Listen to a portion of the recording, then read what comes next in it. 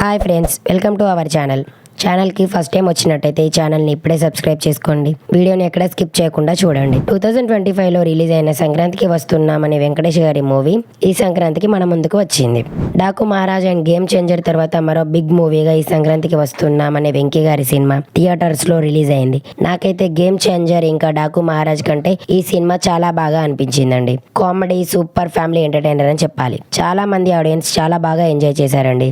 ఒక విషయం చెప్పాలంటే సినిమా ఎక్కడా కూడా లాగ్ అనిపించలేదు, అలా వెళ్ళిపోతూనే ఉంది. ఇంకా ఫ్యామిలీతో కలిసి ఈ సంక్రాంతికి తప్పకుండా చూడాల్సిన సినిమా అనే చెప్పాలి. స్టార్టింగ్ లో ఉన్న పాయింట్స్ ని కూడా అడల్ట్ వేలో కాకుండా ఇండైరెక్ట్ గానే ఇబ్బంది పడని విధంగానే తీశారు మూవీ మేకర్స్. బేసిక్ స్టోరీ ఏంటంటే, విజయాన్ని సాధించే సత్య అకెల్లా అలియాస్ అవసరాల శ్రీనివాస్ గారు సీఎం ని కలిసి అలా వెళ్తుంటే సడన్ గా కిడ్నాప్ అవడంతో అతన్ని కిడ్నాప్ చేసిన గ్యాంగ్ నుండి కాపాడటానికి సీఎం ఎవరిని తీసుకొచ్చారు, ఆ వ్యక్తి యొక్క గతం ఏంటి, అసలు ఈ పెళ్ళాం అండ్ ఎక్స్ గర్ల్ ఫ్రెండ్ ఎలా ఇన్వాల్వ్ అయి ఉన్నారు అన్నది ఈ సినిమా స్టోరీగా చూపించారు. ప్లస్ పాయింట్స్ యాజ్ యూజువల్ గా విక్టరీ వెంకటేష్ గారు అలియాస్ వెంకీ మామ గారికి ఇలాంటి రోల్స్ కొత్త ఏమీ కాదని మనకు ముందే తెలుసు. బాబు బంగారం సినిమాలో కూడా వెంకీ గారు చాలా బాగా అదరకొట్టారు. F2 సినిమా గురించి అయితే చెప్పనక్కర్లేదండి. కామెడీ అండ్ ఫ్యామిలీ ఎంటర్టైనర్ గా వెంకీ మామ గారు చాలా బాగా యాక్ట్ చేస్తారు. Funny expressions, dialogue delivery, multiple shades, super performance తో అదరగొట్టారు వెంకీ గారు. స్కిప్ పరంగా ఒక కొత్త పాయింట్ అయితే నాకు చాలా బాగా నచ్చింది. డెఫినెట్గా మీకు నచ్చుతుంది.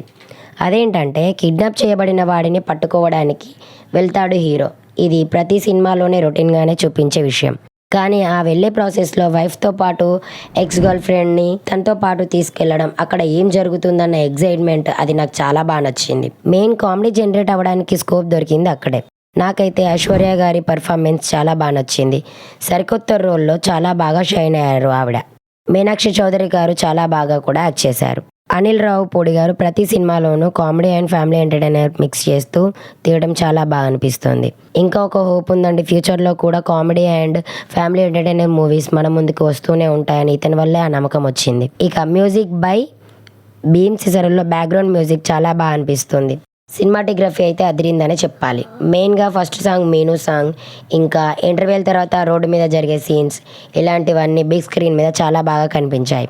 మైనస్ పాయింట్స్, లాజిక్ని అసలు పట్టించుకోకూడదు, కానీ సినిమా అయితే స్పీడ్గానే పరిగెడుతుంది. ఎక్కడా కూడా బోర్ అనే ఫీలింగ్ మనకు అనిపించదండి. Better than game changer and Daaku Maharaj.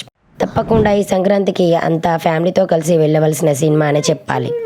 Timepass comedy ఎంటర్టైనర్గా సంక్రాంతికి వస్తున్నామంటూ వెంకీ గారు మనల్ని చాలా బాగానే అలరించారు. అన్ని సాంగ్స్ చాలా బాగున్నాయండి సినిమాలో. ఇక గోదావరి గట్టు మీద రామచిలకనే అనే సాంగ్ సోషల్ మీడియాలో ఎలా హల్చల్ అయిందో చెప్పనక్కర్లేదు. ఈ సినిమాలో అందరి ఎక్స్ప్రెషన్స్, యాక్టింగ్ చాలా బాగా అనిపిస్తాయి. మీరు కూడా సినిమా చూసి మీకెలా అనిపించిందో తప్పకుండా కామెంట్ చేయండి. ఓకే ఫ్రెండ్స్, మళ్ళీ మరో న్యూ మూవీ రివ్యూతో మీ ముందుకు వస్తాను. Please subscribe the channel. Thanks for watching.